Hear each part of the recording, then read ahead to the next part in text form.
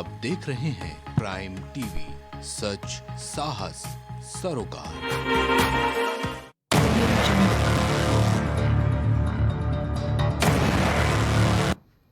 नमस्कार, prime debate में आपका स्वागत है और मैं हूं आपके साथ प्रिया तिवारी। बिहार विधानसभा चुनाव की नामांकन प्रक्रिया खत्म होते ही सियासी तस्वीर साफ होने लगी है। एनडीए को सत्ता से बेदखल करने की उतरी महागठबंधन के सहयोगी दलों के बीच सीट शेयरिंग पर सहमति नहीं बन पाई है और इस तरह सीट शेयरिंग फॉर्मूले की औपचारिक घोषणा नहीं हुई। लेकिन नामांकन समाप्त होते ही ये बात साफ हो गई है कि कौन कितनी सीट पर किस्मत आजमा रहा है। महागठबंधन में कई दिनों तक चली खींचतान और दावों के बावजूद सीटों के बंटवारे का फैसला नहीं हो पाया। नामांकन खत्म होने के बाद यह बात साफ हो गई है कि महागठबंधन में सबसे ज्यादा सीटों पर आरजेडी चुनाव लड़ रही है, जबकि कांग्रेस पिछली बार से 9 सीटें कम पर किस्मत आजमा रही है। बिहार चुनाव के नामांकन खत्म होने के बाद सामने जो तस्वीर आई है उसमें प्रदेश की कुल 243 विधानसभा सीटों पर महागठबंधन की तरफ से 254 उम्मीदवार मैदान में हैं और इस तरह 11 सीटों पर महागठबंधन की तरफ से 2-2 उम्मीदवारों ने ताल ठोक रखे और ऐसे में एनडीए को घेरने के प्लान में कहीं तेजस्वी यादव खुद तो नहीं फंस गए, ये एक बड़ा सवाल उठ रहा है। साथ ही महागठबंधन में आरजेडी सबसे ज्यादा सीटों पर चुनाव लड़ रही है। आरजेडी ने 143 सीटों पर उम्मीदवार उतारे हैं, तो वहीं कांग्रेस की बात करें तो ये कहा जा रहा है कि कांग्रेस के 61 प्रत्याशी मैदान में और इसके अलावा सीपीआई माले की बात करें तो देखिए 20 सीट पर है, तो सीपीआई 9 सीट पर, सीपीएम 4 सीट पर, मुकेश सहनी की वीआईपी 15 सीट और आईपी गुप्ता की देखिए पार्टी 3 सीट पर चुनाव लड़ रही है और इस तरह आरजेडी पिछले चुनाव से 1 सीट कम पर लड़ रही है, तो कांग्रेस 9 सीटों पर कम किस्मत आजमा रही है। 2020 की बात करें तो देखिए 2020 में आरजेडी 144 और कांग्रेस 70 सीट पर चुनाव लड़ी थी। बिहार विधानसभा चुनाव में एनडीए को घेरने के लिए विपक्षी महागठबंधन ने अपने सहयोगी दलों की संख्या बढ़ा दी है, लेकिन सीट शेयरिंग की बात आई तो घटक दलों की सच्चाई भी सामने आ गई। इस तरह बिखरा नजर आ रहा विपक्षी महागठबंधन नामांकन के बाद अब डैमेज कंट्रोल मोड में आ गया है। देखिए सोमवार को कुछ सीटों पर सहयोगी दलों ने एक दूसरे के खिलाफ खड़े अपने उम्मीदवारों को वापस लेना भी शुरू कर दिया और इसके बाद भी करीब 1 दर्जन सीटों पर महागठबंधन आमने सामने मैदान में है। 6 सीटों पर कांग्रेस और आरजेडी, जबकि 4 सीटों पर कांग्रेस और वामपंथी दल के उम्मीदवार आमने सामने हैं और 1 सीट पर वीआईपी और आरजेडी के कैंडिडेट लड़ रहे हैं और इसके चलते महागठबंधन पर सवाल उठ रहे हैं, तो मतदाता भी अब काफी कंफ्यूज हैं। बिल्कुल इस तरह ये तेजस्वी के लिए सियासी तौर पर कहीं महंगा ना पड़ जाए, एक बड़ा सवाल जो है ये खड़ा हो रहा है इस बीच। और ये साफ है कि बिहार में महागठबंधन के घटक दलों के बीच सीट बंटवारे को लेकर सहमति ना बन पाने के कारण कम से कम 11 विधानसभा सीटों पर टकराव के हालात जो हैं वो बनते हुए नजर आ रहे हैं। गठबंधन के मुख्य दल आरजेडी के साथ कांग्रेस और भारतीय कम्युनिस्ट पार्टी के उम्मीदवार एक दूसरे के खिलाफ चुनाव मैदान में उतर आए हैं।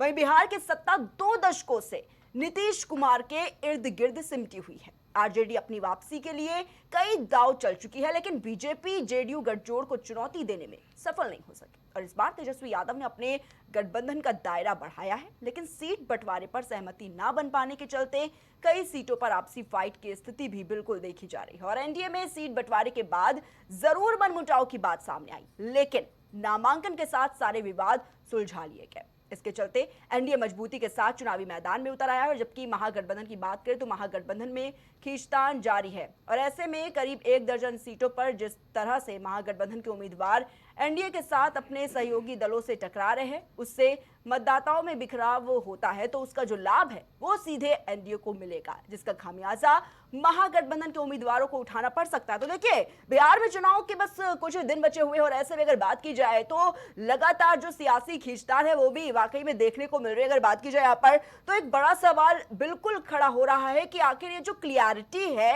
वो क्यों नहीं नजर आ रही है। एक बड़ा सवाल ये भी कि क्या अगर बात की जाए यहाँ पर आरजेडी और कांग्रेस के बीच क्या सब कुछ ऑल इज वेल नहीं है। तमाम तरह के सवाल बिल्कुल नजर आ रहे हैं और एक ये भी सवाल कि क्या राहुल गांधी तेजस्वी यादव से दूरी बना रहे हैं, कहीं ऐसा तो नहीं, क्योंकि बिल्कुल तस्वीरें भी हमने देखी किस तरीके से अगर बात की जाए एनडीए की तरफ से अगर बात की जाए यहाँ पर तो देखिए लगातार रैलियों पर रैलियां देखी जा रही थी, जो संबोधन की तस्वीरें भी हमने देखी, लेकिन अगर बात की जाए दूसरी तरफ जो आपसी खींचतान की तस्वीरें सामने आ रही हैं ये वाकई में जो क्लियरिटी नजर नहीं आ रही है, ये अपने आप में एक तमाम तरह के जो सवाल है वो बिल्कुल खड़े करती हुई नजर आ रही है कि आखिर ये जो मनमुटाव की स्थिति है, ये जो क्लियरिटी है वो आखिर अभी तक पार्टी की तरफ से क्यों नजर नहीं आ रही है। और आज इसी पर हम प्राइम डिबेट में चर्चा करेंगे। हमारे साथ पैनल पर खास गेस्ट भी जुड़ चुके हैं। सबसे पहले हम आपको उनसे परिचय करवा देते हैं। हमारे साथ भारतीय जनता पार्टी से अनीता अग्रवाल जी जुड़ी हुई हैं। अनीता जी, बहुत बहुत स्वागत है आपका प्राइम डिबेट पे। साथ ही हमारे साथ कांग्रेस पार्टी से रवि प्रताप सिंह जी जुड़े हुए हैं स्टूडियो से। रवि जी, आपका भी बहुत बहुत स्वागत है। और वरिष्ठ पत्रकार स्टूडियो से हमारे साथ नरेंद्र श्रीवास्तव जी जुड़े हुए हैं। नरेंद्र जी, आपका भी बहुत बहुत स्वागत है। सबसे पहले नरेंद्र जी, आपसे शुरुआत करते हैं। नरेंद्र जी, देखिए, बिहार चुनाव में अब कुछ ही समय का वक्त बचा है, कुछ ही दिन बाकी हैं। एक तरफ देखा गया कि दिवाली में कितने पटाखे फूटे, दूसरी तरफ बिहार में ये जो सियासी पटाखे इस वक्त फूटते हुए नजर आ रहे हैं, ये जो अंदरूनी कलह नजर आ रही है कांग्रेस और आरजेडी के बीच, कैसे देख रहे हैं? क्या ये जो महागठबंधन का नाम था, ये जो गठबंधन किया जा रहा था, लेकिन क्या ये संदेश देने की कोशिश करता हुआ नजर आ रहा है? ये जो आपसी खींचतान की तस्वीरें नजर आ रही हैं, कैसे देख रहे हैं आप? देखिए प्रिया जी, आपने ये जो भूमिका बताई है, इसमें एक पार्टी और निकल करके आई है, उसका आपने नाम नहीं लिया, वो है सुराज। वो जीतती है या हारती है, उसके 4 सीट आते हैं कि 5 सीट आते हैं कि 10 सीट आते हैं या जितने भी आते हैं, वो अलग की बात है। लेकिन उसको भी वोट तो मिलेगा ही कुछ न कुछ, और वोट जब मिलेगा तो वो महागठबंधन का भी हो सकता है वोट, और वो एनडीए का भी हो सकता है। जो राजनीतिक विश्लेषक हैं, जो बिहार में रहने वाले लोग हैं, मेरे कुछ मित्र हैं, वो बताते हैं कि जनसुराज को ज़्यादातर वोट जो है वो ज़्यादातर नुकसान वो एनडीए को ही पहुंचाएंगे, क्योंकि उनके साथ जो है बिहार में यूपी से कहीं ज़्यादा कास्टिज्म है, जातिवाद है। तो जनसुराज में ज़्यादातर लोग अपर कास्ट के हैं, और उनकी जो सूची है कैंडिडेट्स की, उसमें भी अपर कास्ट जो है वो दूसरी जातियों से कुछ ज़्यादा हैं। तो ऐसा नहीं है कि एनडीए बहुत क्लियर कट अभी कह दिया जाए कि एनडीए बहुत आगे निकल रही है, महागठबंधन गिर रहा है, ऐसा नहीं।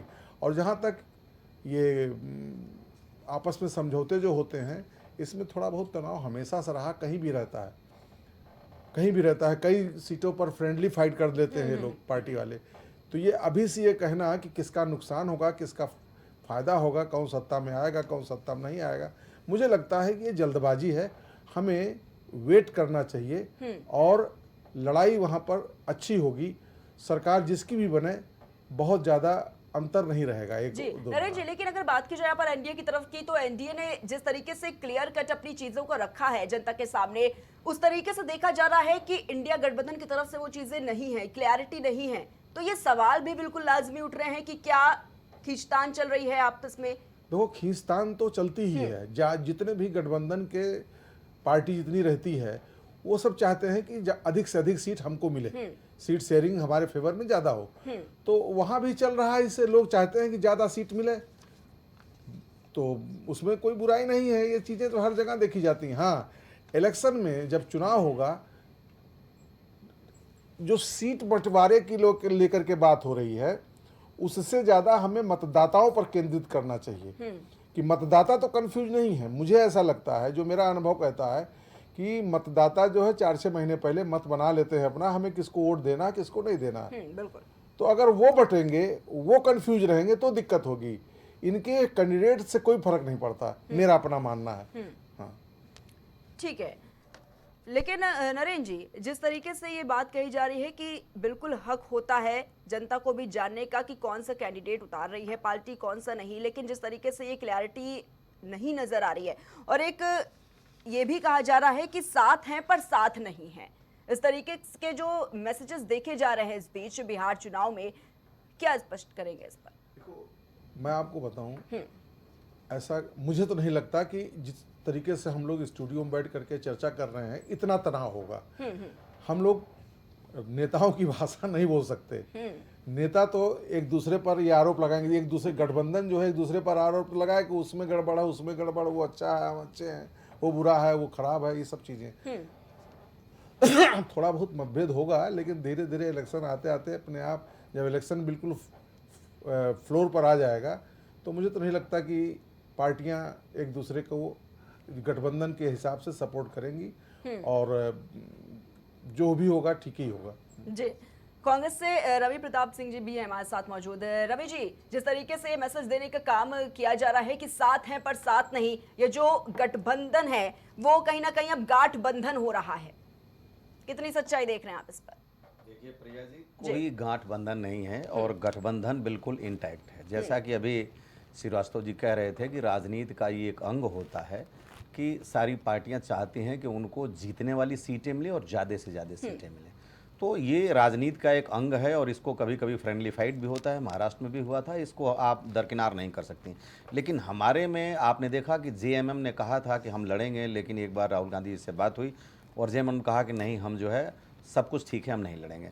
और आप कह रहे हैं कि एनडीए में सब कुछ ठीक है। देखिए एनडीए में सब कुछ ठीक नहीं है। एनडीए में तो वो चीज़ हुआ कि जो चीज़ आज से पहले कभी हुआ नहीं था, क्योंकि एनडीए में भाजपा ने ये कहा कि हमारे मुख्यमंत्री का चुनाव करेंगे जीतने के बाद विधायक दल, और कभी भी भाजपा में विधायक दल किसी को चुनता नहीं है। आप किसी के भी नाम पे चुनाव लड़िए, चाहे आप महाराष्ट्र में देख लीजिए, चाहे आप आसाम में देख लीजिए, चाहे आप मध्य प्रदेश में देख लीजिए, चाहे आप राजस्थान में देख लीजिए। भाजपा का ये चरित्र रहा है कि वो दिखाती कुछ और है, करती कुछ और है, और पैरा ड्रॉप से ला करके वहाँ ड्रॉप कर देती है और पर्ची निकाल दिया जाता है। अभी अभी देखिए, सबसे बड़ी मैं बात जो कहना चाहता हूँ आपसे कि एनडीए में सारे घटक दल मिल करके भाजपा को किनारे लगा रहे हैं। क्यों किनारे लगा रहे हैं, मैं आपको जरा तथ्यात्मक विश्लेषण करता हूं।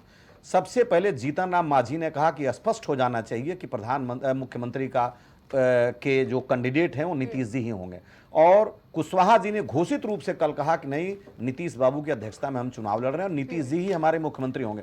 और तो और जिस हनुमान जी को 2020 में भेजा गया था और 134 सीटों पे लड़े थे, और वो सारे सीटें थी एनडीए के खिलाफ जिनको नीतीश जी को निपटाने का काम भाजपा बैकडोर से चाह रही थी करने के लिए, वो चिराग पासवान जी ने कल माफी मांगते हुए कहा कि जब से हमारी पार्टी बनी है पहली बार हम नीतीश जी को मुख्यमंत्री बनाने के लिए चुनाव लड़ रहे हैं, पहली बार। और जब इतनी बातें, यानी अब एनडीए के सारे घटक दल एक हो गए हैं और भाजपा अलग थलग पड़ती नजर आ रही। आज भी ये तमाम डैमेज कंट्रोल करने के बाद जिस तरह से भाजपा का चेहरा और चरित्र रहा है कि वो छोटे दलों को फूट डाल करके बांट देती है, चाहे आप महाराष्ट्र में देख लें, चाहे और कई जगह इसके उदाहरण है, और वो दिखाती कुछ और है, करती कुछ और है। तो बिहार में ये सफल नहीं हो पाई थी बहुत दिनों से, और प्रयास उसका यही था कि इस बार नीतीश बाबू को निपटा करके और कुछ सीटें आरजेडी, कुछ सीटें जो चिराग की है वहां से लेकर के हम अपने दम पे करें। और ये इसकी हनक जो है, यानी इसकी आंच कहिए कि दिल्ली तक जा रही है, क्योंकि 12, 6, 18 और 2, 20 सीटों के सीधे सीधे है। और इसी तरीके से वो जो कानून 30 दिन का आ रहा था, इस पे भी ये सारे लोग इकट्ठे होकर के सोचते हैं कि अगर यही रहा तो हमें भाजपा सबको निपटा देगी। और हमारे यहाँ देखिए, एक व्यक्ति ने तो अपना नामांकन वापस भी ले लिया, 23 तारीख आने में भी समय है। और निश्चित रूप से कुछ ऐसी चीजें होती हैं। और देखिए, हम बड़ा दिल दिखाए, 70 पे लड़े थे, 61 पे लड़ रहे हैं। और हमारे यहाँ जो ये चल रहा है आज की तारीख में, जो हमारे नेता ने वोट अधिकार यात्रा निकाली थी, नीतीश बाबू के खिलाफ नहीं निकाली थी, वो तो भाजपा के खिलाफ निकाली थी। और भाजपा के खिलाफ जो एक मोशन बना है, उस मोशन का खामियाजा भाजपा को होने जा रहा है। और जब भाजपा को मोशन का खामियाजा होगा, जो अपने अगड़ों की राजनीति करती है, जिसमें कि जनसुराज का भी श्रीवास्तव जी ने उल्लेख किया था, निश्चित रूप से बहुत बड़ा दुख उनको जनसुराज पहुंचाएगी। देखिए, ये भी कहा जा रहा है कि अगर इसी तरीके का बिखराव देखने को मिलेगा महागठबंधन के अंदर, तो कहीं इसका जो खामियाजा है महागठबंधन को उठाना ना पड़ जाए और लाभ कहीं एनडीए को ना मिल जाए। कोई बिखराव नहीं है, ये मेन मीडिया का बनाया हुआ आप लोगों का एक नरेशन है कि महाबिखराव है। मैं इसका उदाहरण बताना चाहता हूं। महाभारत में एक व्यक्ति ने अपनी पत्नी को दांव पे लगाया, सारे महारथियों को मारने में गलत तरीके का इस्तेमाल किया, लेकिन उसका जो नरेटर था वो भगवान कृष्ण थे और वो सच साबित कर पाए। तो आप लोग जो ये भाजपा बैकडोर से चाहती है कि ये पूरे मेन मीडिया इस नरेशन को एस्टेब्लिश कर पाए कि नहीं हमारे में बिखराव है, इस बिखराव से जनता पे बहुत कुछ असर नहीं पड़ने वाला है। जनता समझ गई है कि नौकरी कौन देगा, जनता समझ गई कि 20 साल में सुशासन आपने कितना दिया। लेकिन मीडिया कैसे इसका नैरेटिव सेट कर सकती है?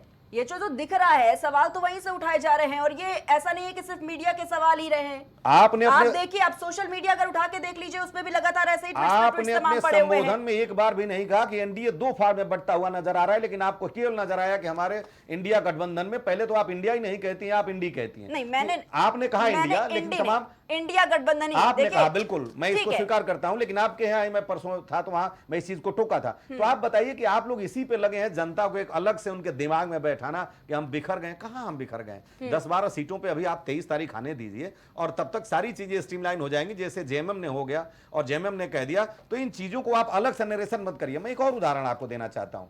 2020 में जो चुनाव हुआ था, केवल एनडीए गठबंधन को 1,57,00,000 2650 वोट मिला था और इंडिया गठबंधन को 1,56,91,500 वोट यानी 11,150 वोटों से सत्ता कायम है आज की तारीख में एनडीए की। और अगर ये 11,000 अभी जो उपचुनाव हुए थे तो 10% जनसुराज ने काट दिया था, जिस 10% को भाजपा को लेने में 20 साल लग गए थे। अगर जनसुराज 5% भी काट देते हैं तो आप देखिएगा कि एनडीए कहां जाता है, आपको 14 तारीख को पता चलेगा। भारतीय जनता पार्टी हो चाहे एनडीए हो, लगातार कहा जा रहा है उनकी तरफ से कि भाई महागठबंधन सही नहीं है, आपसी खींचतान है। हमने तो क्लियर कट अपनी बातें रखी है, हमने तो लिस्ट जारी कर दी, लेकिन अभी तक फाइनल ही नहीं हो पा रहा है महागठबंधन के अंदर कुछ। और इसी पर अनीता जी से ही सवाल ले लेते हैं। अनीता जी, किस तरीके से देखते हैं, क्योंकि एक तरफ आप लोग ये कह रहे हैं कि महागठबंधन में आपसी खींचतान भरा पड़ा हुआ है, आपस में ही नहीं बन रही है, कैसे चुनाव ये कर पाएंगे। दूसरी तरफ ये जो सवाल रखे जाते हैं उसमें साफ तौर पर यह कहा जा रहा है कि भाई हमारे यहाँ तो सब कुछ ठीक है, प्रॉब्लम अगर है तो वो एनडीए के अंदर है। देखिए अभी आपने दोनों के विचार सुने, समझ में आ गया होगा आपको। सबसे बड़ी बात ये है कि हम इतना कहना चाहते हैं कि जो एनडीए है वो जनता अच्छे से जानती है, उसको जनता को उस पर विश्वास है। देखिए आप जब चुनाव से पहले इनका ये हाल है और चुनाव के बाद क्या होगा, जनता बहुत समझदार है, जनता बेवकूफ नहीं है।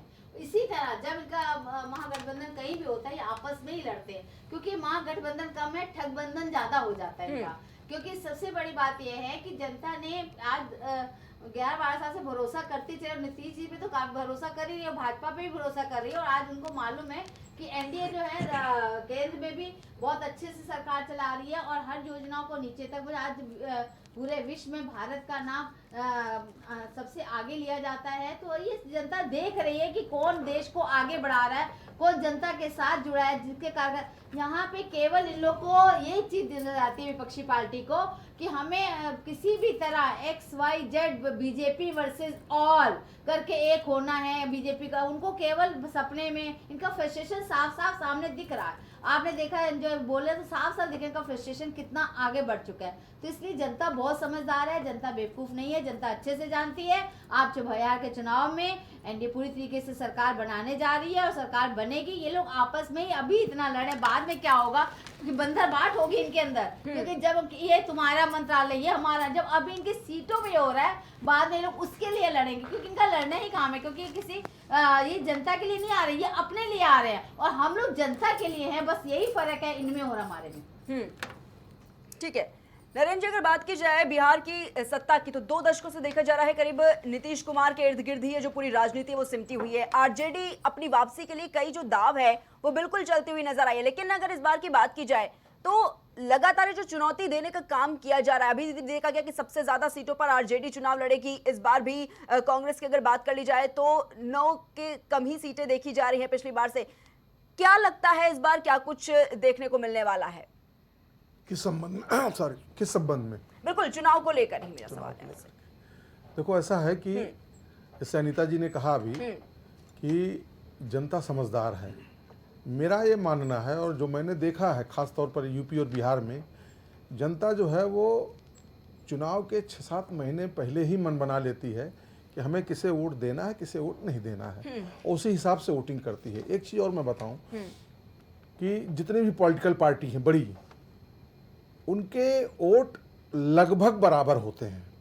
अगर मान लीजिए 100 वोट है तो 50 वोट इस तरफ, 50 वोट 40 वोट इस तरफ, 40 वोट इस तरफ, लगभग इतने बराबर होते हैं।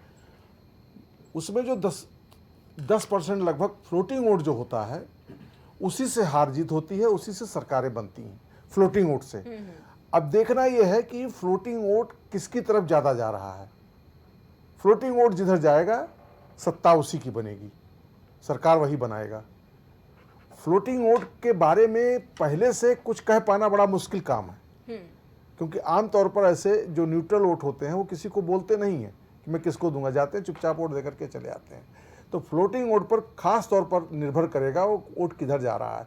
अगर वो एनडीए की तरफ ज़्यादा चला जाता है अधिक, तो एनडीए की सरकार बन जाएगी, और वो महागठबंधन की तरफ चला जाता है तो महागठबंधन सरकार बन जाएगी। तो मेरा कहने का मतलब है कि अभी से कौन सरकार बना रहा है कौन नहीं बना रहा है, ये क्लेम करना मुझे लगता है जल्दबाजी होगी। ये पोलिंग के आसपास पता चलेगा।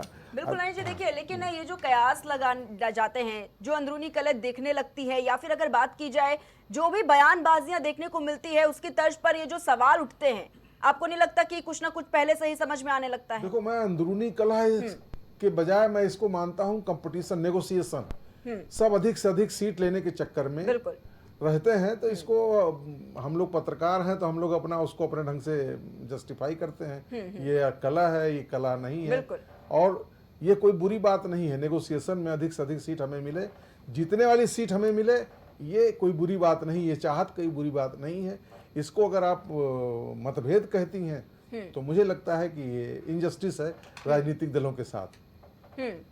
ठीक है, रवि प्रताप जी क्या कुछ कहेंगे इस पर, क्योंकि एक सवाल ये भी बहुत तेजी से उठ रहा है कि जब इस वक्त बिहार में चुनाव नजदीक, अभी देखा गया किस तरीके से लगातार रैलियों पर रैलियां देखी जा रही थी, अगर बात की जाए बड़ी ही सभाएं की जा रही थी, लेकिन राहुल गांधी इस वक्त नजर नहीं आ रहे हैं। इस पर भी बिल्कुल सवाल उठाती हुई भारतीय जनता पार्टी नजर आई कि क्या तेजस्वी से अलग हो रहे हैं इसलिए नहीं नजर आ रहे हैं, क्योंकि सीएम योगी भी वहां पर पहुंचे थे, अमित शाह भी पहुंचे थे, अब राहुल गांधी आखिर क्यों नहीं जा रहे हैं, क्यों दूर हो गए?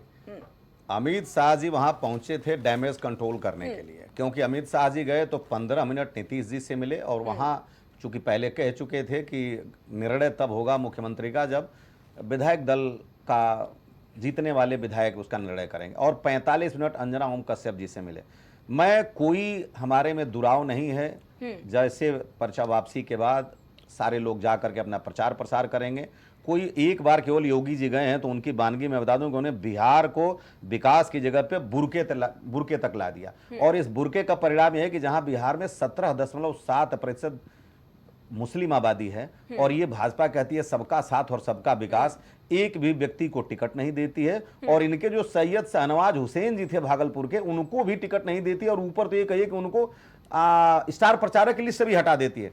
तो आप देख सकते हैं कि इनका सबका साथ सबका विकास कितना है। दूसरी बात, मैं दो चीजों पे आऊंगा, अभी कह रही थी हमारी बहन अनीता जी कि पूरा देश देख रहा है कि भारत का नाम लिया जा रहा है। मैं इनको याद दिलाना चाहूंगा कि पहली बार ऐसा हुआ है कि भारत की जितनी जीडीपी है उससे ज्यादा भारत कर्जे में डूबा है, और वर्ल्ड बैंक ने ही ये कहा है कि भारत सबसे बड़ा कर्जदार देश है, और 55 लाख करोड़ रुपया लिया था आजादी से लेकर के 55 लाख करोड़ लिया था आजादी से लेकर के 2014 तक सारे प्रधानमंत्रियों ने, जब बेल, गेल, सेल, डीआरडीओ, आईआईटी, आईआईएम और ये तमाम चीजें इसरो से लेकर के और एचएएल सब कुछ बना, लेकिन इन्होंने सारे कंपनियों को बेचने के बाद 81 करोड़ लोगों को आज भी 5 किलो राशन दे रहे हैं, और ये और इनके जो पाले हुए 2-4 लोग हैं उनका सिर्फ जेब भरने के लिए कर्जे पे कर्जा लेते रहे। दूसरा, इन्होंने झूठ बोला कि हमने 25 करोड़ लोगों को गरीबी रेखा से बाहर निकाल दिया। आप बताएं, जब कोविड हमारे यहां आया था तब भी 81 करोड़ लोग 5 किलो अनाज ले रहे थे, और आज भी 81 करोड़ 5 किलो अनाज ले रहे हैं। तो इन्होंने निकाला कितना बताइए? लेने वालों की संख्या बढ़ गई।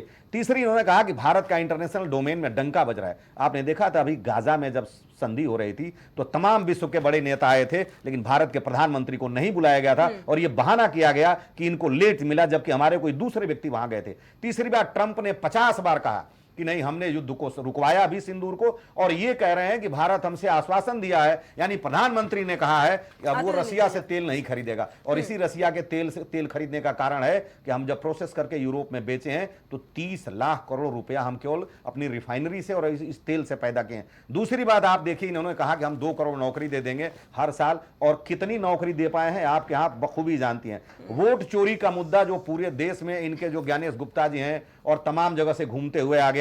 जीएसटी की बात जो हमारे नेता ने कहा था 2017 में कि ये एक तरह से गब्बर सिंह टैक्स है और ये 5 और 18 होना चाहिए, इनको आज जाकर के याद आया कि नहीं यार, ये गलत हो गया, जब 130 लाख करोड़ रुपया जीएसटी पे वसूल चुके हैं और 80 लाख करोड़ रुपया यानी गरीबों से वसूला। उसके बाद इन्होंने किसान के 3 कानून लाए और बड़े खेत के साथ इन्होंने उसको वापस लिया। हमारे जब नेता ने उसको ये किया था, लेटरल एंट्री भी ले आकर के वापस किए। तो इनको अगर ये जीएसटी की बात थी तो इसको खेत के साथ जनता से माफी मांगना था कि हम आखिर ये कौन करता धरता थे जिन्होंने इनको ये दिया था कि आप जीएसटी इतनी बढ़ा दीजिए, और इनको अब याद आया आपने ही बढ़ाए हुए, क्या अंग्रेज ने बढ़ाया था इस पे? और मैं आता हूं आपको बिहार के बात पे। बिहार में ये बताइए कि मोदी जी कह रहे थे कि हमारी गारंटी है, क्यों नहीं जाकर के कह रहे हैं कि हमारी गारंटी है? 20 साल एक व्यक्ति को आप शासन में देती हैं, 20 साल का युवा आप आज 40 साल का हो गया होगा और उसके बच्चे आज कम से कम मैट्रिक से आगे गए होंगे, अगर उसको नौकरी नहीं मिली तो आज दर दर भटक रहा होगा अपनी जीविका और जीवन को चलाने के लिए। और एक बात सुन लीजिए, जो लोक कल्याणकारी राज्य की अवधारणा है उस अवधारणा में जितने लोग अगर दिया जाता है तो अमीरों से टैक्स लिया जाता है, गरीबों के उत्थान के लिए दिया जाता है। ये हमारे संविधान का हिस्सा है और लोक कल्याणकारी राज्य की अवधारणा के अधीन है। और ये जब देते हैं तो कहते हैं कि मोदी जी ने ये दे दिया, मोदी जी ने 2000 दे दिया, मोदी जी ने 10,000 दे दिया। तो इनका जो बड़बोलापन है वो देश के सब लोग समझ चुके अनीता जी हैं। बहुत देर से जवाब देना चाह रहे हैं, ठीक है। इन्होंने बहुत बड़े बड़े अपना बोला। सबसे बड़ा कांग्रेस ने कितने समय तक राज किया है, कितने एयरपोर्ट आपके यहाँ पे उत्तर प्रदेश में थे, अब कितने जब बता दे, बड़े आंकड़े इनके पास हैं। अभी बताऊंगा आपको। एक सेकंड, आज कितने एम्स के हॉस्पिटल जिन्होंने खोले थे जो आज खुले हैं, कितने आज आयुष्मान जो है जो दिया जा रहा है वो कितना आपने गरीब अस्पताल में लोगों को एंट्री मिलती थी। सबसे बड़ी बात है, हमेशा इन्होंने जनता का विनाशकारी किया है, ना कि उनको उत्थान दिया है। और आज इनके अपने नेता जमानत पे खुद बाहर है और दूसरे की बात करते हैं। और किसकी जमानत है? करप्शन की। करप्शन का भंडार था उस समय। आज कम से कम इनके अपने नेता ने कहा था कि अगर यहाँ से हम 100 रुपए भेजते हैं तो 10 रुपए वहां पे पहुंचते हैं। और आज कम से कम यहाँ पे कि ऑनलाइन अगर 100 भेजे तो 100 ही पहुंचते हैं। ये करप्शन को किसने खत्म किया? और आज जो आप कह रहे हैं कि ट्रम्प ने कहा, अब पाकिस्तान ने भी क्लियर कर दिया कि हमें कहीं ट्रम्प ने रोकने के लिए कहा था। आप चक्कर क्या, जब भी पाकिस्तान का कोई अटैक यहाँ पे होता था, यहाँ के जो कांग्रेस के लीडर होते थे वो जाते थे अमेरिका पे, हाथ खड़े करके हाथ जोड़ के कहते थे, अरे भाई पाकिस्तान हमको मार गया, आप बचाओ हमको बचाओ हमको। क्यों बचाओ? आपके पास दम नहीं था। आज कम से कम वो दम तो दिखाया गया। आज कम से कम ईंट का जवाब पत्थर से दिया जाता है। अगर एक थप्पड़ हमें मारता तो 10 थप्पड़ हम उनको मारने की औकात रखते हैं। ये नहीं है कि हम जाके ट्रम्प के हाथ जोड़ेंगे, पैर जोड़ेंगे। लेकिन आज आपके नेता आप भी ट्रम्प की गुलामी करते हैं और उस अमेरिका की गुलामी करते हैं, चाहे समाजवादी पार्टी हो चाहे कांग्रेस की हो। ये जाके आज भी वहीं पे हाथ जोड़ते हैं। वहीं इनको असल में इनको गुलामी की दास्ता बन चुकी है। अपना खुद को करना ही नहीं है, जनता को उद्धार करना है ना किसी का। और सिवाय एलिगेशन लगाना मोदी जी को, जब से प्रधानमंत्री है कांग्रेस ने क्या क्या भाषा का उपयोग उनके लिए नहीं किया, कहना कठिन है। उन्होंने तो इनकी माँ तक को नहीं छोड़ा मोदी जी की, और क्या करेंगे? जब माँ के इतना सम्मान होता है उनको नहीं छोड़ा। तो कांग्रेस अपनी बात करिए। देखिए अनीता जी, राजनीति का बिस्तर कितना गिरता जा रहा है, कांग्रेस का सफाया सब जगह गिरता जा रहा है। अपने कर्म ही ऐसे है। ये सबको पता है, ये देश की जनता जानती है कि जो राजनीति का स्तर है वो कितना गिरता जा रहा है। जवाब देना चाहूंगा, 1 मिनट। बोलिए। प्रिया जी देखिए, अभी इन्होंने याद दिलाया कि आयुष्मान से सबको मिल रहा है। इनकी जानकारी के लिए बता दूं कि ये कह रही हैं कि आयुष्मान मिलता है उस व्यक्ति को नहीं मिलता इसके घर में एक फ्रिज हो या दोपहिया वाहन हो या पक्का छत हो। और आप बताएं कितने लोगों के पास नहीं। रुक जाइए। आयुष्मान कार्ड बन रहे हैं, कैसी बात कर रहे हैं? 70 साल से ऊपर के सब। ठीक है, जवाब अनीता जी देखिए। प्रिया जी 70 साल से ऊपर सबके। आप चलिए, आप बताइए, दिखाइए हमें किसका नहीं बना। प्रिया जी एक बात बताना चाहता हूं। प्रिया जी सुन लीजिए प्रिया जी 1 मिनट सुनिए पहले। 2011 की जनगणना के हिसाब से 70 साल से ऊपर जीने वालों में सिर्फ 13% लोग हैं। मैं बीच में नहीं बोला आपके, 13% लोग हैं। आपने बात करप्शन की गई। आपके यहाँ जिनको आप कहती थी नेशनल करप्ट पार्टी, उसको ला करके धूल देती है। जिनका बुकलेट जारी करते हैं उनको ला के धूल करके सबको अच्छा कर देती है। और हमारे ऊपर जो 3 करप्शन का आपने चार्ज लगाया, 2G, कॉमनवेल्थ और कोयला, 11 साल से आपकी सरकार है। आज वही ये राजा जी आपके सदन के कार्रवाई चलाते हुए देखे जाते हैं, उनको जेल में डाल दीजिए आप। किसने रोका आपको? ईडी सीबीआई आपके पास है, तत्काल जांच करा लीजिए। रही बात आपने पाकिस्तान की कही है, आपकी जानकारी के लिए बता दूं कि 2001 में जब संसद पे अटैक हुआ था तो हमारी सेना 13 महीने बॉर्डर पे थी। 13 महीने, और 13 महीने में मोबिलाइजेशन में 887। सुन लीजिए, नहीं, बीच में नहीं, 847 लोग मारे गए थे। 847 लोग फेडरल कैजुअल्टी थी। और सुनिए प्रिया जी, और 1967 और 1967 में और 1987 में हमने चाइना को और अमेरिका में 1971 में उनके राष्ट्रपति के सामने आंख डाल के बात किया जब 7वां बेड़ा आ रहा था। और आपके नेता ने कहा कि झुर्गा है, और आज आप कह रहे हैं कि नहीं जो है हम कहते हैं। अरे आप एक बार भी आपके प्रधानमंत्री नहीं कह पाए, एक बार भी नहीं कह पाए आपके। सबसे ज्यादा जो मेन अटैक हुआ है वो इनके कार्यकाल में हुआ है। और ये नतमस्तक होते रहे। बम ब्लास्ट आप उठा के डेटा देख लीजिए, डेटा के साथ बात करिए आप। अरे आप डेटा के साथ बात करिए। आप हमारे यहाँ तो आर पार की लड़ाई होगी। 13 महीने सेना आपने जाके बॉर्डर पर रखी और कुछ नहीं किया आपने। ठीक है अनीता जी, ठीक है। छुटकारा ठीक है नीता जी, आऊंगे आपके पास। ठीक है, आप बिल्कुल जवाब दीजिएगा। ठीक हर जगह। है, ठीक है, जितने भी रवि जी सवाल उठा रहे हैं आप बिल्कुल जवाब दीजिएगा। लेकिन नरेंद्र जी से मेरा एक सवाल है। नरेंद्र जी, लालू यादव का एक्टिव ना होना राजनीति में क्या तेजस्वी यादव को नुकसान पहुंचा सकता है? देखो, लालू यादव जैसे कुछ नेता देश में ऐसे हैं जिनका रहना ही अपने आप में मैसेज है, मैसेजेबल लीडर लोग हैं ये लोग। जी। तो अब ये तो सब जानते हैं, उनका किडनी ट्रांसप्लांट हुआ है, उनका स्वास्थ्य ठीक नहीं रहता है, तो सेहत अगर साथ नहीं दे रही है तो उनका मूवमेंट तो स्वाभाविक है कम ही रहेगा। दूसरी चीज, सेहत भी है और कुछ कोर्ट के आर्डर भी हैं। बिल्कुल। कोर्ट ने उनको बेल दी है, केस उनका खत्म नहीं हुआ है, तो मुझे लगता है कि इन दो कारणों से उनका मूवमेंट स्वाभाविक है कि जैसे पहले करते थे वैसे नहीं कर पाएंगे, लेकिन वो उनका रहना ही तेजस्वी के लिए पर्याप्त है। तो ये हमको अपेक्षा नहीं करनी चाहिए लालू प्रसाद यादव से कि जितना वो पहले एक्टिव थे उतना आज भी वो एक्टिव रह सकते हैं, नहीं रह पाएंगे, क्योंकि स्वास्थ्य उनका बिल्कुल ठीक नहीं है। जिंदा यही क्या कम है? जिसकी किडनी ट्रांसप्लांट हो, जिसकी किडनी खराब हो जाती है, जिसका लीवर गड़बड़ होता है, जिसका हार्ट का ऑपरेशन हुआ हो, तो वो सोच पा रहे हैं, सुन पा रहे हैं, वक्तव्य दे पा रहे हैं, यही पर्याप्त है मुझे लगता है। तो अपेक्षा ये नहीं करनी चाहिए कि वो जैसे पहले दौड़ते थे वैसे बोलेंगे, वैसे दौड़ेंगे। जी जी। नरेंद्र जी, एक सवाल और कि देखा जा रहा है कि जिस तरीके से अगर बात की जाए 2 दशकों से नीतीश की सरकार है, आरजेडी के लिए कितना ज्यादा चैलेंजिंग है टक्कर देना? देखो, हर सारी पॉलिटिकल पार्टी जितनी है उनके लिए हर चुनाव चैलेंजिंग होता है और हर पार्टी जीतने का पूरा प्रयास करती है। तो नीतीश जी के साथ जो है वो कई अच्छी चीज़ें भी हैं, उनको कई चीज़ों का फ़ायदा भी मिल रहा है। जैसे केंद्र में मोदी जी की सरकार है, इसका भी उनको फ़ायदा मिल रहा है। खुद उनकी सरकार वहाँ पर है, जैसे 10,000 रुपये महिलाओं को भी दिया है उन लोगों ने प्रति महिला। तो अगर दोनों जगह सरकार ना होती तो शायद ये नहीं कर पाते वो। दूसरी चीज़, अगर मैं बहुत सारी चीज़ें नहीं बोल पा रहा हूँ, लेकिन ये मानना पड़ेगा कि दोनों जगह सरकार होने का फ़ायदा नीतीश जी को मिल रहा है। लेकिन नीतीश जी का जो राजनीतिक इतिहास रहा है, बहुत ज़्यादा भारतीय जनता पार्टी को नीतीश जी पर भरोसा नहीं करना चाहिए। शायद इसीलिए चिराग पासवान की पार्टी को 29 सीट दिया है, ठीक है ना। उसमें तमाम कैंडिडेट ऐसे होंगे जो बीजेपी के लोग होंगे, ताकि गड़बड़ी कोई ना होने पाए। जी जी, ठीक है।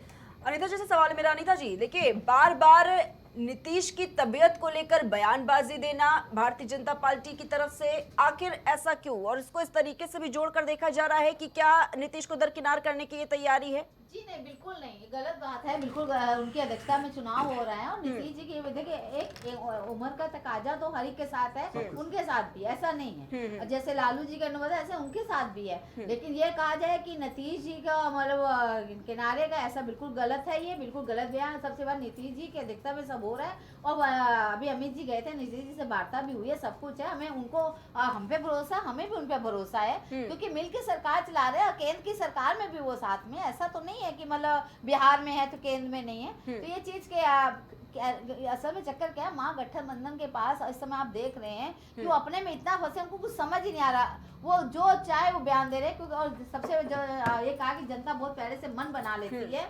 ऐसा नहीं है, जनता लास्ट मोमेंट पे भी देखती है। आज की जनता समझदार है, एक एक दिन देखती है, एक एक समय देखती है कि क्या चल रहा है, कैसे चल रहा है। वो एक जमाना था किसी जमाने में कि अरे भैया ऊका दियो, हाँ भैया हम ऊका ही देंगे। अब वो जमाना खत्म हो गया। अब घर की अगर लेडीज भी हैं, वो भी अपने पति के कहने पे नहीं, अपने विचारों से देते हैं कि हमें वोट कहाँ देना है, कहाँ नहीं देना। इसलिए ये कहना कि 6 महीने पहले से या पहले से, मन ऐसा कुछ नहीं है। मन लास्ट टाइम तक भी बदलता है। आपके अपने आचार विचार जनता के सामने आते हैं, जनता देखती है और जनता हमेशा सही फैसला करती है और जनता का फैसला हमें हर हाल में मंजूर है, क्योंकि जनता जो है जो करेगी वो अच्छा करेगी, क्योंकि हमें जनता पे भरोसा है और जनता को हम पे भरोसा। ठीक है अनीता जी, ठीक है। रवि जी के पास आएंगे, लेकिन उससे पहले नरेंद्र जी से भी इस पर जवाब चाहना चाहूंगी। जिस तरीके से देखा जा रहा है, इस पर तमाम तरह की बयानबाजी बिल्कुल होती हुई नजर आ रही है। जिस तरीके से नीतीश की तबीयत को लेकर बार बार से सवाल उठाए जा रहे हैं, भारतीय जनता पार्टी भी बार बार उनकी सेहत को लेकर बयान दे रही है। क्या नरेंद्र जी ऐसा हो सकता है या फिर है? क्योंकि कांग्रेस की तरफ से बिल्कुल सवाल उठाए गए हैं कि उनको अब दरकिनार करने की तैयारी और इसीलिए उनके स्वास्थ्य पर अटैक किया जा रहा है कहीं ना कहीं। नहीं देखो, मैं बताऊं हाँ। आपको, कोई भी ऐसी पॉलिटिकल पार्टी नहीं है जो ये ना चाहती हो कि हमारा अपना आधिपत्य पूरी सत्ता पर रहे, ठीक है ना। या वो बीजेपी भी हो सकती है, कांग्रेस भी हो सकती है, आरजेडी भी हो सकती है, एनडीए भी, अरे वो नीतीश जी की पार्टी हो सकती है, जेडीयू। तो इसमें कोई बुराई नहीं। जहाँ तक नीतीश जी की तबीयत की बात है तो एज फैक्टर तो होता ही है। एज फैक्टर की वजह से उनको कुछ दिक्कतें महसूस हो रही हैं और दिखाई भी पड़ता है कभी कभी। तो इसमें कोई ऐसी बात नहीं है, एज फैक्टर। दूसरी चीज़ ये है कि मुझे जो लगता है कि नीतीश जी को बीजेपी अभी नहीं छोड़ पाएगी, क्योंकि नीतीश जी के साथ लोग हैं बिहार के, बिल्कुल, ठीक है ना। तो एकदम से अगर बीजेपी कुछ छेड़खानी करेगी नीतीश जी के साथ तो ठीक है, एक दो इलेक्शन में हो सकता है, लेकिन इसका लंबी दूरी पर ये खामियाजा भुगतना पड़ेगा। ऐसा नहीं है, ऐसा नहीं है। मुझे नहीं लगता कि बीजेपी कुछ नीतीश जी के साथ जो बात हुई है वही रहना चाहिए, और उससे अलग हट करके कोई काम करेगी। जवाब ले लेते हैं इसी पर रवि जी से। रवि जी, आप किस तरीके से देखते हैं? क्योंकि एक चीज रह गया है, जी, ये अनीता जी ने कहा था कि वो, मैंने जो कहा था ना कि 6 महीने पहले लोग राय बना लेते हैं लगभग। हाँ, बिल्कुल। तो वो मैंने केवल फ्लोटिंग वोट के लिए बताया था आपको। मैं पार्टी वाले बात, जो पार्टी के डेडिकेटेड वोटर हैं वो तो, जैसे अनीता जी हैं बीजेपी की हैं, रवि प्रताप जी कांग्रेस के हैं, तो इनका तो तय ही है, ये तो अपनी अपनी पार्टी को वोट देंगे। लेकिन जो फ्लोटिंग वोट होता है वो 4-6 महीने पहले अपना मत बना लेता है कि हमें किधर जाना किधर नहीं जाना।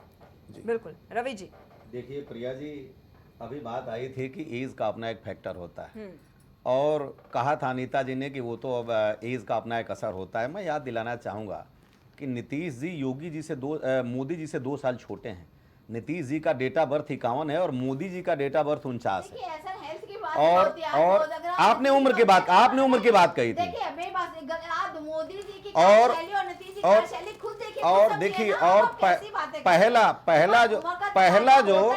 पहला जो नीतीश जी का कार्यकाल था, व्यायाम करके अपने को बिल्कुल देखिए, प्रिया जी, यही बात है कि ये लोग मोदी जी के खिलाफ कुछ सुनना पसंद नहीं करते। तो मैं गलत नहीं, मैं तथ्यों के साथ बोल रहा हूँ। मौका आएगा आपके पास, आपको मौका मिलेगा अपनी बात रखने का अनीता जी, ठीक है, आप सुन लीजिए। डिबेट में। दूसरी बात की, जब नीतीश जी का पहला जो कार्यकाल था प्रिया जी, निश्चित रूप से बहुत अच्छा काम उन्होंने किया था, जब बिहार की जीडीपी 10 से डबल डिजिट से ऊपर गई थी। और मैं बिल्कुल बिहार से लगते हुए जिला यानी देवरिया का रहने वाला हूं, तो मैंने देखा है वहां कि किस तरह से सड़कें हुआ करती थी, नीतीश जी ने क्या किया। लेकिन उसके बाद के कार्यकाल में नीतीश जी का वो जलवा नहीं रहा और वो कार्य की पद्धति नहीं रही जिसके आधार पर नीतीश जी अपने युवाओं से जा करके आज मांगे। और जैसा कि अभी नरेंद्र जी कह रहे थे कि निश्चित रूप से कोर वोटर कहीं नहीं जाता। आपको वो वोटर जो नए जुड़ते हैं, आपके 18 साल से अभी जो लड़के आते हैं, वो देखते हैं कि मुझे कहां जाना है, कैसे जाना है। और वो कहां जाना है, कैसे जाना है, तो जब वो देखेंगे कि 20 साल से हमारा बड़ा भाई, हमारा चाचा आज नौकरी के लिए, आज अपनी जीविका के लिए तरस रहा है, तो हमारा भी हाल यही होगा। आप ये बताएं कि 20 साल 2 दशक होते हैं और 40 साल के बाद तो व्यक्ति की रोज 1% उसकी मसल्स गिरती हैं। 40 साल के बाद कमाने का उम्र नहीं रहता है मैडम, 20 साल से 40 साल तक व्यक्ति कमाता है। तो जो नीतीश जी जब बने होंगे मुख्यमंत्री, उस समय वो व्यक्ति अगर 20 साल का रहा होगा तो आज 40 साल से ऊपर चला गया। जो पैदा नहीं हुआ वो आज वोट देने का अधिकारी हो गया। तो अब वो सोचेगा ना कि भाई हम अगर इन्हीं को, हमारे चाचा दादा, हमारे जो लोग जिताते हुए 20 साल से आ रहे हैं और आज बिहार की हालत, तो निश्चित रूप से बदलाव की आवश्यकता है। और उसी बदलाव की आवश्यकता को महसूस करके जो फ्लोटिंग वोट है वो जब सेटेगा तो मालूम होगा बिहार के क्या। अरे इस देश के हालात क्या थे महाराज, जब हम लोग आजाद हुए तो नंगे थे। आप उसकी बात मत करिए। हालात सबको मालूम। आज बिहार की ये तो देखिए, आज आपको आज स्वरोजगार मिल रहे हैं, नौकरियां में सब में। कितनी नौकरी मिली है आप बता दीजिए, कहाँ से नहीं मिल सकती। लेकिन सब पकौड़ी तो सब नहीं तलेंगे ना। सब रोजगार यही रोजगार अब दे रहे हैं कि हम आपको 2 करोड़ दे देंगे, 20 साल में नहीं देंगे। बिहार का हमें वो दिन भी याद है जब बिहार में लोग जाने से डरते थे कि बिहार में ना जाए। मैडम आज भी कल भी खुलेआम किसी को गोली मारा गया, या आप लोगों का नरेशन है बनाया कि लोग जाने से डरते थे। व्यापार करने को तैयार है लोग, व्यापार कर रहे हैं वहाँ पे एक से। और अब कितनी फैक्ट्रियां लगा दी आपने? कितनी फैक्ट्री लग गई, अरे, कितना एम्स बना दिया आपने, फैक्ट्री जिसका हो आप रहा किया क्या? वो भी नहीं हुआ। आज आप सिर्फ आंकड़ों की बात करते, एक भी एम्स में बिहार में कहता हूं जो फंक्शनल नहीं हुआ, देखिए, ये बता दे जरा, मेरे जो मोदी ने कहने घोषणा अनिता जी, की है। ना अनिता कोई जी, फैक्ट्री देखिए, गई, किसने मना किया 20 साल में अनिता आपको जी, फैक्ट्री ठीक है, लगाने रवि जी से? एक सेकंड। अनिता जी, ये जो डेटा मांग रहे हैं आप उसका जवाब क्या देंगी? वो ये कह रहे हैं कि अगर नौकरियों के वादे किए गए हैं, कितनी नौकरी आज बिहार वासियों को मिल गई है, कितनी फैक्ट्रियां लगा दी गई हैं? देखिए, स्वरोजगार की योजनाएं जो है हमारी बिल्कुल है। 10,000 से स्वरोजगार हो जाएगा, अभी वो अब जाके याद आया 7,500 किसी को मिला। 5 लाख में अब जाके बैंक में लोन देखिए, देके युवा को ठीक है। मैडम एक आपको अनिता जी, लेट देखिए, me Anita ji, complete, let me complete. Madam एक मिनट, अनिता एक जी, मिनट। एक सेकंड, रवि जी, रवि जी, एक सेकंड। अनिता जी, आज के युवा अनिता जी, सुन लोगों लीजिए। को खुद रोजगार दे रहे, स्वरोजगार सुन लीजिए, अनिता आप जी। उत्तर प्रदेश में दिल्ली कितने रोजगार हो गए हैं? ठीक है। मैं अनिता- उत्तर प्रदेश का भी बता रहा हूँ। अनिता जी, डेटा मांगा जाता है ना, डेटा मांगा जाता है, यही घुसपैठियों में भी हुआ। बिहार के चुनाव में एक बहुत बड़ा मुद्दा घुसपैठियों का था, तब भी डेटा मांगने की बात कही जा रही थी, तब भी डेटा नहीं दिखा। तो ये- अनिता जी, अनिता जी, एक चीज मैं बताना चाहूँ। ठीक है, अनिता जी, एक सेकंड। नरेंद्र जी, ठीक है, ठीक है, अनिता जी, एक सेकंड रुकना चाहूंगी आपको। भाजपा के सुन लीजिए पहले, अनिता जी, एक सेकंड। नरेंद्र जी, अपनी बात रखिए आप। नहीं आया आपको, ठीक समय है, मिला है तो नरेंद्र जी, अपनी बोलिए। बात रखिए, बोलिए नरेंद्र। हाँ, नरेंद्र जी प्लीज। अनिता जी, जी हाँ, बताइए। तुम्हारी जो इमेज है बहुत अच्छी है, हम लोग बहुत दिन से आपको जानते हैं, बहुत अच्छी इमेज है, बहुत पार्टी की बहुत टाइट वर्कर हैं आप। सबको पता है आप अच्छे हाँ। वर्कर हैं, लेकिन अब अपनी छवि को खराब मत करिए, गलत चीज। मैं ये कह रहा था, अनिता जी सुनिए। भाजपा के सारे अच्छे हैं। अरे सुन भाई, भाजपा कार्यकर्ता में सिखाए ठीक है, अनिता जी, बीच में अनिता interrupt जी, मत सुनिए कीजिए, पहले भाई। सुन लीजिए वो क्या कह रहे हैं, बोलिए। देखो बिहार के साथ एक चीज है, बिहार की जो पर कैपिटा इनकम है लगभग 66 या 67,000 है, जो देश में सबसे नीचे है। बिहार पिछड़ा राज्य पहले भी था और आज भी है। ऐसा नहीं कि जो सरकारें वहाँ बनी उन्होंने काम नहीं किया, बहुत काम किया, लेकिन अभी भी वहाँ बहुत काम करने की ज़रूरत है। बिहार में एक जाति होती है मुसहर, मुसहर लगभग 40 लाख बिहार में है, ऐसा आंकड़े में कहीं मैंने पढ़ा है। मुसहर की स्थिति ये है कि उनके पास अभी भी खाने को नहीं है, और मुसहर मैक्सिमम जो है वो आज भी चूहा पकड़ पकड़ के मार मार के खाते हैं। ये सब भी देखना पड़ेगा। गठबंधन ये सब चीज़ें तो सेकेंडरी है, कौन वहाँ काम कर पाएगा, ज़मीन पर उतर के कौन काम कर रहा है ये भी देखना होगा। जितने भी जैसे नीतीश जी हैं, लालू जी हैं, ये लोग जेपी आंदोलन से निकले लोग हैं, इनको वहाँ की धरातल की जानकारी है और सब ने अपने अनुसार काम किया है। एक समय था, ये सिंह साहब हमारे बगल बैठे हैं, बुरा ना मानेंगे, ये बिटिया बैठी है, तिवारी है, भी बुरा नहीं मानेंगी। एक समय ऐसा था बिहार में कि सामंतवाद एकदम चरम पर था, तो हर आदमी का काम करने का तरीका होता है। लालू जी ने सामंतवाद पर थोड़ा बहुत कंट्रोल किया। नीतीश जी का जो पहला कार्यकाल था वो तो बहुत अच्छा था, उसी में उनको सुशासन बाबू की उपाधि मिली थी। तो हर आदमी अपने ढंग से काम करता है, इसमें इतना चिल्लाने और चहकने की जरूरत नहीं है। प्रिया जी, 1 मिनट बोलना चाहूंगा मैं। ठीक है रवि जी। देखिए प्रिया जी, अभी ये कह रही थी, ये सरकार का ही अपना एक डेटा है कि बिहार में 94% लोगों के पास आज भी 2 व्हीलर नहीं। दूसरा डेटा है कि बिहार के लोग जो बैंकों में अपनी पैसा जमा करते हैं वो 4,36,000 करोड़ है साल का, और उसी पैसे को जो बिहार के लोगों को लोन के रूप में मिलना चाहिए वो बैंकें देती हैं 1,46,000 करोड़ का। अब बताएं, पैसा बिहार के लोग जमा करें, पैदा वहां के लोग करें, और आप उन लोगों को कहां देते हैं? बैंक तो लोन देता ही है, वो पैसे आप दूसरे स्टेटों में दूसरे जाके बड़े धन्ना सेठों को देते हैं। अगर ये पैसा आप उन्हीं को दें तो कर पाएंगे। तीसरी बात आप जो कह रही हैं कि बिहार में निश्चित रूप से जो भूमि सुधार का कानून लागू नहीं हुआ था, आपके यहाँ तो 12.5 एकड़ से ज़्यादा किसी व्यक्ति के पास नहीं है, सीलिंग में चला जाएगा। वहाँ आज भी भूमिहारों के और भूमिधरों के पास 100-100 एकड़ जमीन है, और जिनके पास नहीं उनके पास नहीं है। तो कुछ बुनियादी जो ज़रूरतें थीं वो बिहार को पीछे लेके गई थी। लेकिन देखिए, बिहार में सबसे पहले सुंदरीकरण हुआ था 63-64 में, जो जितना मुझे जानकारी है। और बिहार में चूंकि मिट्टी ऐसी भाट मिट्टी है कि रोड वहाँ के खत्म हो जाते हैं, और हमारी सारी रिश्तेदारियाँ, मेरी दादी, चाची, मामी, माई, सब लोग बिहार के हैं। तो हमारा तो बड़ा चोली दामन का साथ बिहार से रहा है। निश्चित रूप से जो अभी कहा नरेंद्र जी ने कि जो सुशासन की बात आई थी, लोगों ने एक नया चमत्कार देखा था नीतीश जी के रूप में, जो उनका पहला कार्यकाल था। लेकिन वो अब जिन चीजों को होना चाहिए, जीवन को जिया पहले जाता है, सजाया बाद में जाता है। अब नीतीश जी ने जो मान लीजिए एक ललक जगाई थी और लोगों को जो एक आशा जगाई थी, उस पर खरे नहीं उतरे, तो निश्चित रूप से परिवर्तन प्रकृति का नियम है, परिवर्तन होना चाहिए और परिवर्तन होने जा रहा है। और इस परिवर्तन में सारे लोग मिल करके, जो भाजपा किसी तरीके से थोपना चाहते कि नीतीश जी और चलें, तो अब 20 साल तो मेरे समझ से बहुत ज्यादा समय होता है, और नियम परिवर्तन मिलना चाहिए। और जो 17 महीने में तेजस्वी ने दिखाया था 5 लाख नौकरियां दे करके, और जो कह रहे हैं, तो कम से कम जो बिहार के लोग पैसे जमा करते हैं बैंकों में, उन्हीं को आप बांट दें। अगर 10,000 देने की आवश्यकता नहीं पड़ेगी, लोगों को कर्ज दे दें आप। देखिए बिहार की जनता अभी पटरी पे आ जाती है, बिहार की आर्थिक स्थिति, लेकिन आप वो तो करना नहीं चाहते हैं। पैसा जमा करें बिहार के लोग और आप लोन देंगे गुजरात के लोगों को कि आप चले जाइए। ये मूल तथ्य है, जिन तथ्यों पे अगर आप गौर करेंगे तो बिहार का विकास हो सकता है, और निश्चित रूप से बिहार का विकास होगा। और उसी इनकी कमियों को दिखाने के लिए महागठबंधन एक हुआ है, और एक करके इनकी कमियों को पूरे दिल्ली से लेकर के बिहार तक दिखा रहा है। जैसा कि ये भी करेंगे, उनके हेल्थ इशू है, तो भाई जब हेल्थ इशू आप ठीक से काम ही नहीं कर सकते तो आप जाइए भाई, दूसरे को दीजिए। एक बार कहा था लालू जी ने कि वाजपेयी जी को कि आप तो एक बार आपने कहा था, नेहरू जी ने आप 2-2 बार बन गए, तो बिहार नीतीश जी तो मान लीजिए 5 बार करीब 6 बार मुख्यमंत्री बन गए। अब तो जाए नीतीश जी, लेकिन ये लोग नीतीश को निपटाने लगे और निपटा देंगे नीतीश जी। ठीक है अनीता जी। देखिए कांग्रेस बहुत ज्यादा गा रही है, जो कभी 70 सीटों पे लड़ती थी आज किस सीटों पे लड़ी आपको पता है। ये हमारी दरियादिली का निशानी है। दरियादिली नहीं, बिल्कुल बिल्कुल, ये गठबंधन धर्म है। गठबंधन धर्म नहीं है। आप जिनको 114 देती थी उनको 101 पे लेके आई, और बातें इतनी बड़ी, आज कम से कम ये देखिए हमारे यहाँ आरजेडी 144 पे लड़ी थी, वो 1 सीट कम थी, हम 70 पे लड़े थे, 61 पे आ गए। इनको जो है इसी बात का, कांग्रेस खुद तो कुछ किया नहीं है। नीतीश जी ने बिहार को काफी अच्छा किया, संभाला, सुशासन दिया, और आज भी नीतीश जी अच्छा कार्य कर रहे हैं, जनता उनको पसंद करती है। और सबसे बड़ी बात है जो लोन की इन्होंने कहा है, ऐसा नहीं है कि गुजरात के लोन, आप पूरे चाहे उत्तर प्रदेश में हो, चाहे बिहार में हो, चाहे कहीं, सब जगह लोन की व्यवस्था है, और एक जैसी व्यवस्था है सारे देश में। जो केंद्र की सरकार दे रही है योजनाएं, उसमें युवा वर्ग भी अपना रोजगार लगा रहा है। 5 लाख की उनको सब्सिडी भी माफ है। सबसे वो अपने आज कईयों को रोजगार देते कि सरकारी नौकरियां हम जानते हैं कि सब लोग नहीं पा सकते, लेकिन फिर भी आज एग्जाम्स होते हैं, सरकारी नौकरियां भी मिलती हैं, सब कुछ ऐसा नहीं है।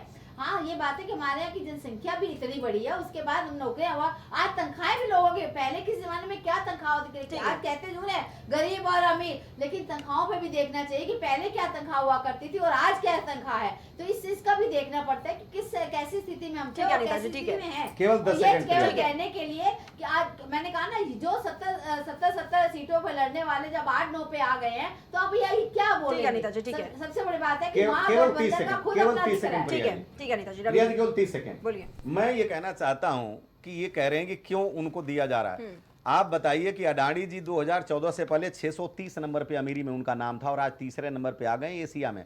और जितने लोग विश्व के लोग आज अमीर हुए हैं, कुछ ना कुछ बनाए हैं। आप देख लीजिए, एप्पल हो, गूगल हो, और इन्होंने क्या बनाया, फॉर्चून बनाया।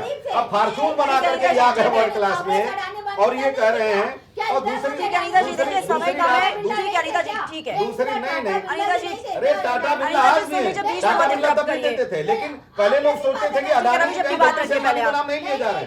यही मैंने कहा था। अनीता जी, वो शुरू से अडानी 630 नंबर पे थे अडानी जी, और 3 नंबर पे आ गए और बनाया फॉर्चून। विश्व के लोगों ने कुछ न कुछ बनाया, ठीक है, लेकिन आपके रहमो करम पे बात चल रहे हैं, और आपने 10 लाख करोड़ बिहार की सियासत पे बात हो रही है, उसी पर बात कीजिए। ठीक है, देश की जनता के लिए काम कर रहे हैं, ऐसा नहीं है। ठीक है अनीता जी, ठीक है, जवानों को, ठीक है अनीता जी, रवि जी, ठीक है, नरेंद्र से मेरा सवाल है। ठीक है अनीता जी, रवि जी, ठीक है, ठगा है भाजपा ने, और कुछ किया नहीं। ठीक है अनीता जी, ठीक है, ठीक है, आप बता रही है ना कौन, ठीक है, देश की जनता, ठीक है, सुनिए, हमें सेल्फ पे भरोसा है, देश की जनता और हमने इस किससे देश कितनी को खुश है, बहुत बिहार दिया की है। जनता किससे हमने कितनी इस देश खुश को है, तब दिया जब देश परिणाम गरीबी में ये बता डूब देंगे। रहा है। ठीक है, यहाँ पर बैठ के नहीं ये डिफाइन कर सकते हैं। ठीक है अनीता जी, ये जब परिणाम आएंगे, जब चुनाव के नतीजे आएंगे, ये साफ हो जाएगा किसको जनता पसंद कर रही थी और किसको नापसंद कर रही थी। नरेंद्र जी से मेरा फाइनल जवाब ये है कि जिस तरीके से ये सब देखने को मिल रहा है, ये जो कहा जा रहा है कि ये मिसकम्युनिकेशन हो रहा है, महागठबंधन के अंदर क्लियरिटी नहीं दिख रही है। एक तरफ ये भी अब कहा जा रहा है कि ये भी हो सकता है कि अगर इंडिया गठबंधन की बात करें, ग्राउंड जीरो पर उनके काम कुछ और है, वो दिखाना कुछ और चाहती है, सामने से कुछ और है, अलग तरीके की स्ट्रेटेजी बिल्कुल अपना सकती है इंडिया गठबंधन। क्या यह संभव है? देखो महागठबंधन हो या एनडीए हो, हाँ, नेगोशिएशन जो है वो कमरे में होता है, रोड पर थोड़ी होगा। तो होता क्या है कि हम लोग दूसरी विचार अगर नेगोशिएशन हो रहा है तो उसको हम लोग दूसरे दृष्टि से देखते रहे।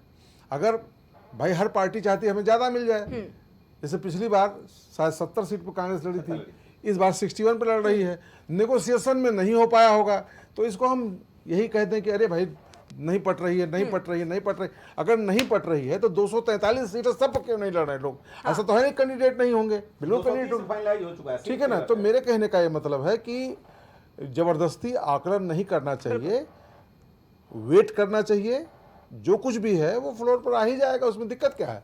ठीक है, ठीक है नरेश जी, चर्चा को हम पे समाप्त करेंगे। बहुत बहुत धन्यवाद आप सभी का हमारे साथ इस खास चर्चा में जुड़ने के लिए। तो हमारे साथ भारतीय जनता पार्टी से अनीता अग्रवाल जुड़ी हुई थी, साथ ही कांग्रेस पार्टी से रवि प्रताप सिंह जी हमारे साथ स्टूडियो से जुड़े हुए हैं, वही वरिष्ठ पत्रकार नरेंद्र श्रीवास्तव जी हमारे साथ जुड़े हुए थे इस खास चर्चा में। तो साफ तौर पर देखिए, बिहार में चुनाव नजदीक है और ऐसे में तमाम तरह की जो बयानबाजी, जो कयास है वो भी लगाए जा रहे हैं। बिहार विधानसभा चुनाव में एनडीए को घेरने के लिए विपक्षी महागठबंधन ने अपने सहयोगी दलों की जो संख्या है वो बढ़ा ली है, लेकिन सीट शेयरिंग की बात करें तो जब बात शेयरिंग पर आई तो घटक दलों की सच्चाई सामने आ गई और इस तरह बिखरा नजर आ रहा विपक्षी महागठबंधन नामांकन के बाद भी अब डैमेज कंट्रोल मोड में आ चुका है। फिलहाल इतना ही, आप देखते रहिए प्राइम टीवी।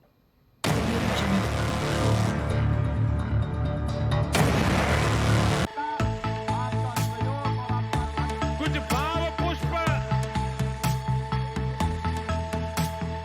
आप देख रहे हैं प्राइम टीवी, सच साहस सरोकार।